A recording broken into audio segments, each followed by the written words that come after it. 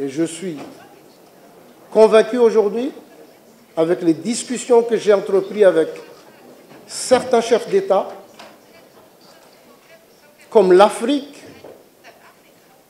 se réveille avec le football, vive avec le football, on dit dort avec le football, pourquoi ne pas utiliser le football comme un cataclysme de développement même en Afrique?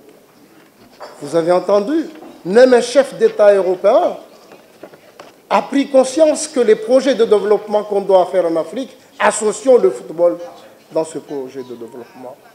Parce que nous sommes victimes, notre jeunesse, de plusieurs choses. L'alcoolisme, le banditisme, la prostitution et même l'immigration.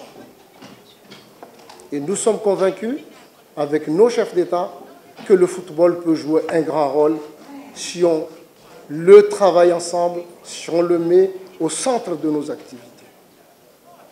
Ceux qui dorment encore, qui pensent qu'on ne peut pas égaliser le football à d'autres programmes de développement, laissez-les dormir à leur place. Mais nous, les Africains, on est conscients qu'associer un programme de développement avec le football, ça peut réussir l'Afrique. Ça peut combler le retard de l'Afrique.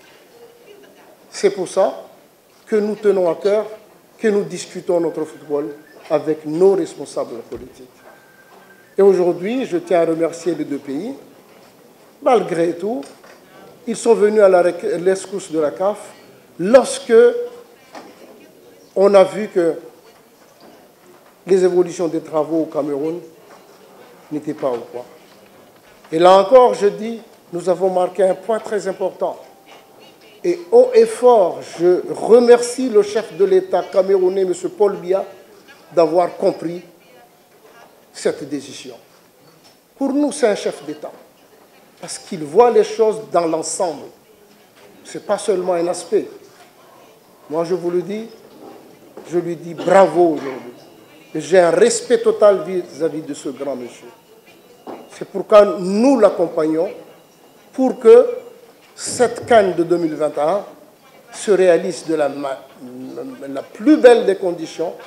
Et je vous garantis, ce sera une très belle CAN au Cameroun, la CAN 2021.